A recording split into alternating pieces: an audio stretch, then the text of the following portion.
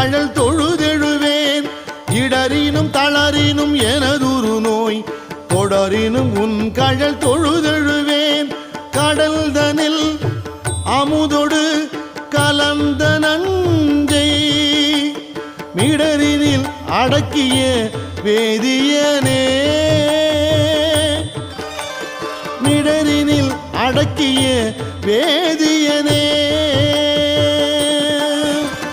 இதுவோ எமை ஆளுமாறு ஈவதொன்றெமக்கு இல்லை ஏன். அதுவோ